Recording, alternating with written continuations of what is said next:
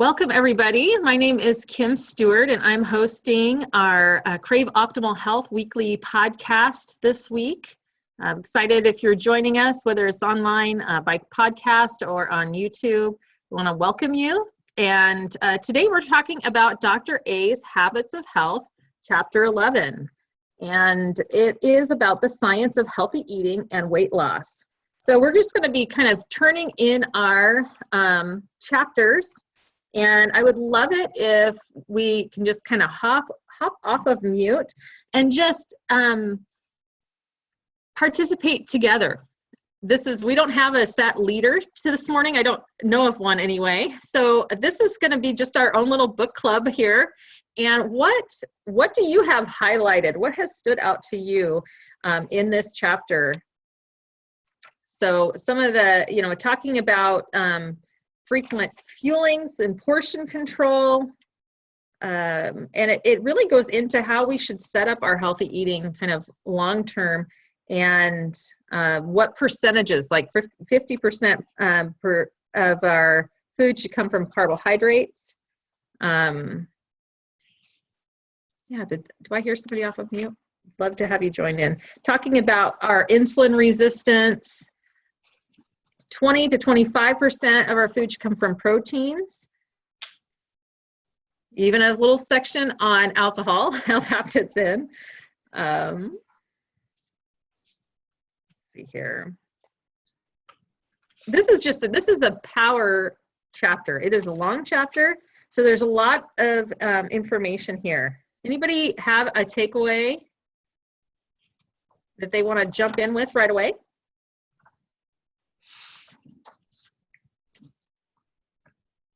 Martin, are you ready? Are you picking on me? I am. I am picking on you. You always have something great to say. Are you picking on me? Yeah. So this always, the insulin glucose response curve is one who always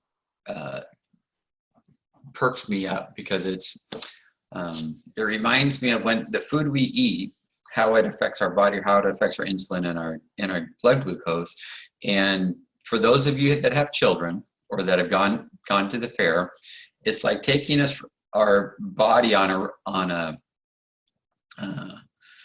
the rides. The way we eat, we're actually on a roller coaster, where it's this, we're hungry and we have a slow ride to the top. When we get to the top, then we have this really exciting fast ride down to the bottom into the dip, which is, it's exhilarating on the way down, but when we hit the bottom, we have all sorts of emotions, and if you're in front of the screamer, it's not a fun place to be. But what we really want to try and do is balance that out to where we're going from the adult rides and we want to go to the children's rides. We want to go get on the motorcycle that goes up and down, or the Disneyland ride where it's a wonderful world where we're listening to that tune over and over again. But that's what's going to keep us in. We're going to get our body on cruise control, if you think about it, and we're going to keep that same pace all throughout the day and have awesome energy, be thinking good. Our body's going to be using its fuel properly. Yeah, I love that. I love that, Martin. You're talking my language. I'm not a thrill ride seeker. But we want the excitement to be outside, like in our actual life instead of in our body, right? Inside of our body. There's something I had underlined that went right along with what you just said. I'm just going to read this paragraph from page 133. It says, unfortunately, as we go about consuming our supersized meals in bliss, the damage begins without notice. Deep inside, high insulin levels are creating a state of inflammation, decreasing the flexibility of our blood vessels and causing premature aging of our cells. That's pretty daunting. And then this is what I had underlined. I said, there are warnings to be had: poor sleep, low energy levels, headaches, thirst, cravings, hunger. But for many of us, these signs seem like nothing more than one more reason to stop at the fast food drive-thru or local drugstore to grab a soda and some painkillers. And I think why this is my old underlining. So this is the first time I went through this book. And I think that really resonated with me because I cannot tell you all of the little symptoms that I thought were just life. And have you had people say, oh, I'm just getting old, or, you know, those kind of comments. And we just accept those things thinking that's just how life is. And then when we eat in a healthy way, this whole new world opens up and like, oh my gosh, that wasn't old age. That wasn't because I was approaching 40 or, you know, I suffered from migraines and I still get migraines, but I suffered from them for so long. And when I was on the 5-in-1, I think I got like 2 the entire time I was on for 10 months. And when I was teaching, I had like between 3 and 5 a week. So it was debilitating. And I just assumed it was, I mean, I could not figure out what the cause was. And I still don't exactly know, but I think, boy, when my body is balanced out, the inflammation's out, everything's working in sync, it is amazing what eating right can do for us. I think, you know, we often just don't even know. There's so many people around us that don't know. So thanks for bringing that up, Martin. Anybody else have something that stood out to them?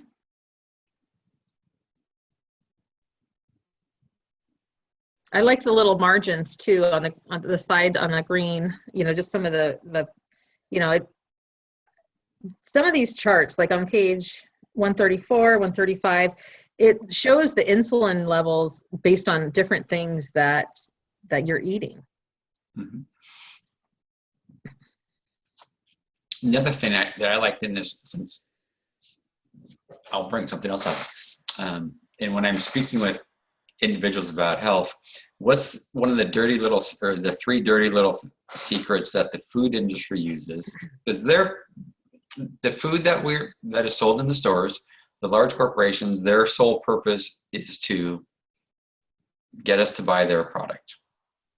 Right. That's what they're in the. So gluten-free is not that they're concerned about gluten-free. It's not they're concerned about us. They're concerned that they need to find something that we'll buy, and now gluten-free is the latest craze. So what the 3 things that they use are sugar. It's either going to make it sweet, they're going to make it salty, or they're going to have high fat. Are the 3 things. So we read something that says, oh, this is low carb. Well, then how do they make that taste good? They're going to add one of those other things in there. Or if it's low fat, how are they going to make it taste good? Well, it's probably high sugar. Right.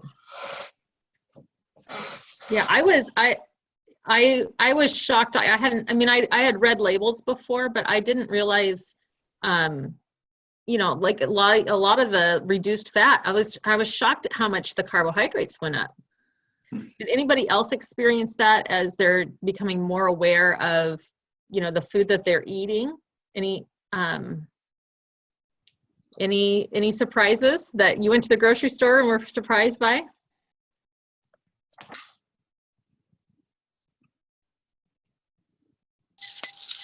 Christina, go ahead. I'm constantly shocked at the carb content in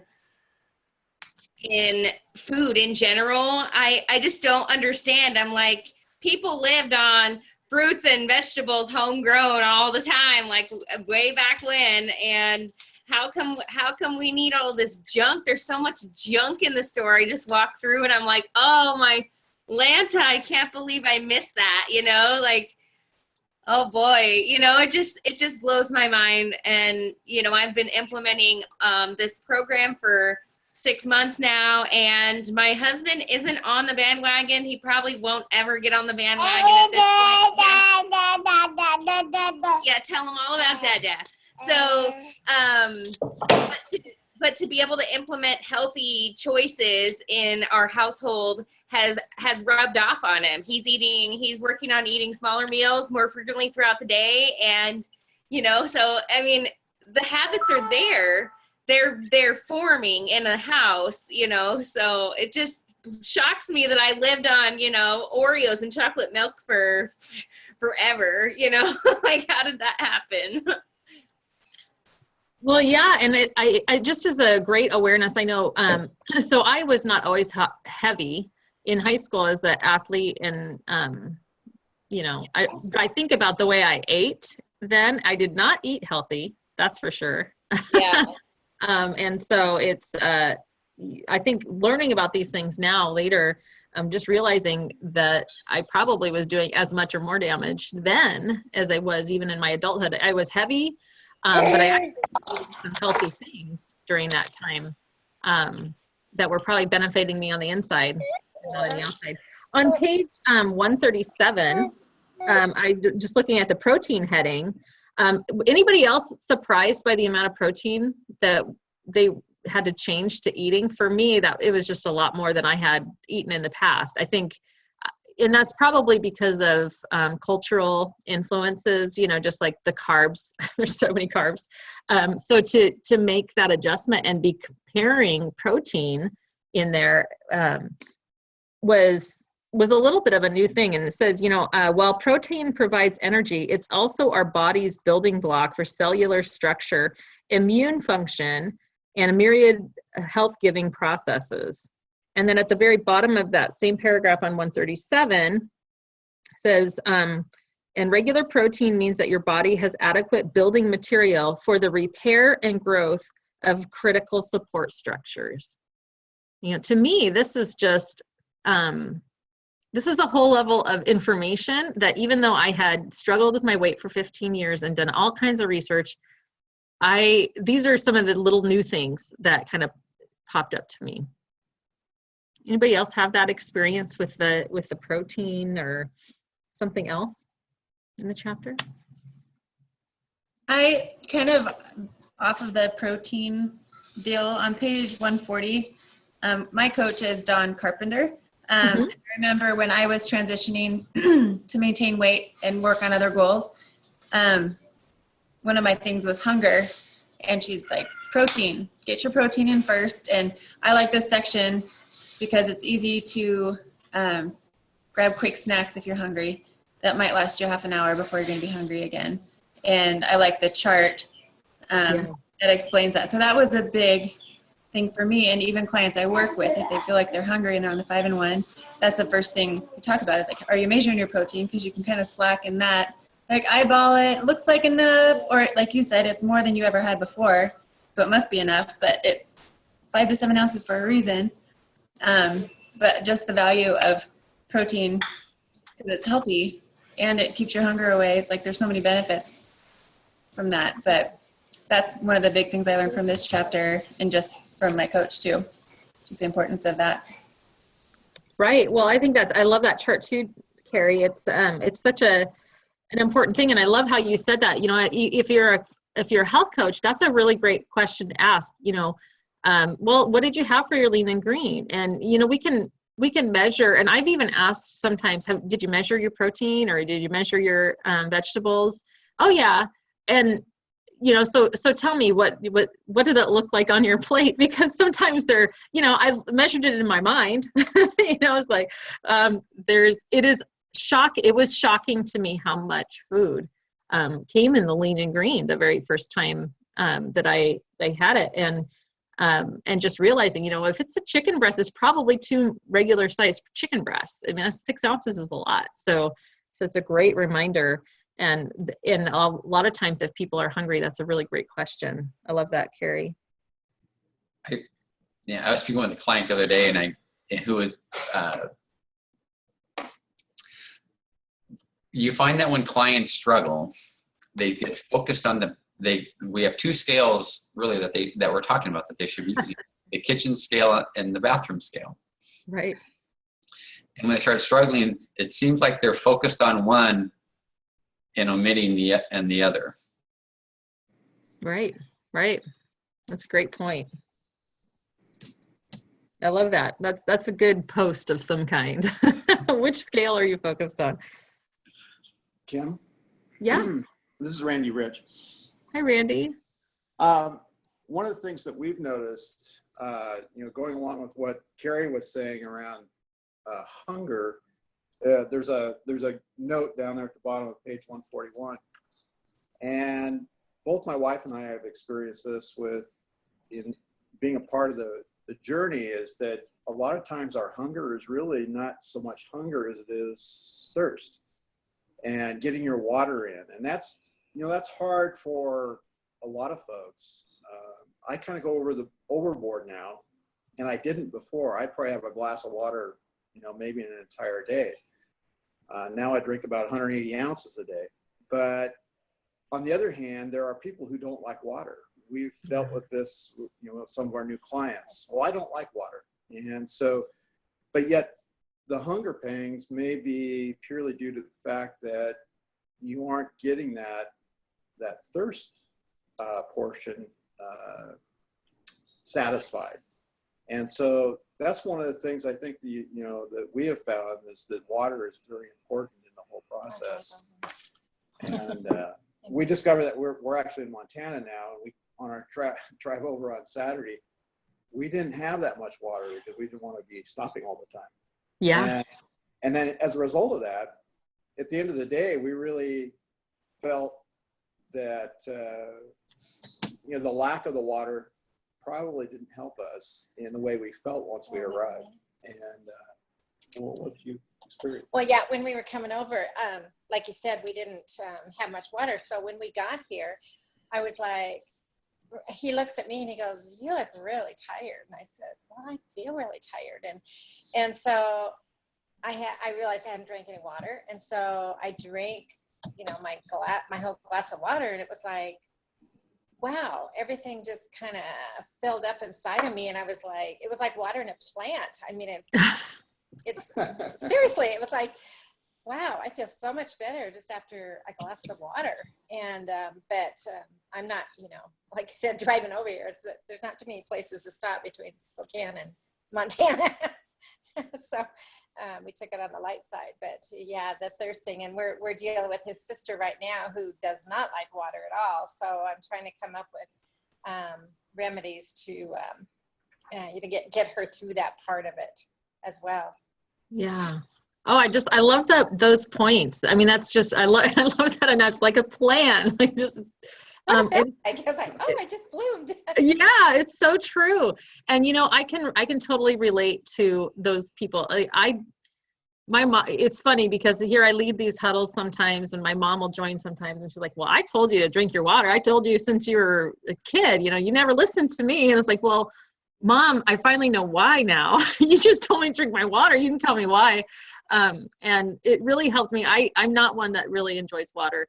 Or actually I shouldn't say that because now it feels weird not to get it. And so it just, my body and my mind have kind of transformed in that way, I guess. So I definitely relate to that. And I would be happy to share just a couple tips that I've found in my struggle. So I drank probably less than 8 ounces of water, but I was pretty sure through all of my vegetables and other drinks, there's probably a lot of water in there. So, yeah. And so, and then week 1, I was told I should drink half my body weight in ounces of water, which was for me 130 ounces. So it's supposed to go from less than 8 to 130 ounces of water. And I thought, this is crazy. How am I ever going to do this? But a couple things that have helped is a water bottle with a straw. So I've got my Starbucks water bottle. For whatever reason, and it doesn't work for everybody because I've had some clients tell me they do better elsewhere, but I think finding the right water bottle is helpful, whatever that is for them. I like it. It doesn't get a lot of extra air in it or something. And then I love the flavor infusers. So to me, I didn't like drinking water. I had to drink 5 of those water bottles a day. So I would drink one plain and then I rewarded myself with a flavored water and then another plain and another flavored water. And amazingly, those flavored ones just went down like that. And so it was a real easy way. And it was also easy for me to keep track. If I had 2 flavored waters, I was at 4. I just had 1 more to go for the day. But probably the biggest factor for me was learning that water was the way that the fat would flush out of my body. And so every time I did not want to drink that water, I was just like, the fat is leaving the body. Like, and that was what encouraged me to keep going with that. Yeah. Anybody else have some great water tips? Yeah, I just reassure them that don't worry, their body will like it. But I also ask them is, well, do you want your body to function properly? Because what's water really for why do we want to consume it, let alone we're going to flush out all these toxins that our body's releasing. But most of us drive a car, we drive vehicles, we change the fluids in our car. Why do we change the fluids in our car? Because we want it to operate, run at its peak efficiency. Well, that's the same as our body. Or isn't that the same as our body? We need to change the fluid because our body needs fluid to run, right? I go, and here's something kind of graphic. When you're in the kitchen and you put something down the garbage disposal, what do you turn on? Why do you turn that on? Why do you turn the water on when you're using the garbage disposal? That's the same. That's why our body needs water. It needs that, to process it. Our brain needs it. Our body needs it. Our joint needs it. Our muscle needs it. It needs to get things, what comes in must go out. And if we're not giving it enough water, it's not going out. Well, that seems like the perfect thing to end the call on. Well, thank you all for joining us for this time. I will stick around for a few minutes if there's any other questions or comments that you want to discuss. Thank you for being a part of this community and really helping me with this chapter since we didn't have an official leader today. So hope you guys have a great weekend and look forward to seeing you throughout the week on Facebook pages and next Friday.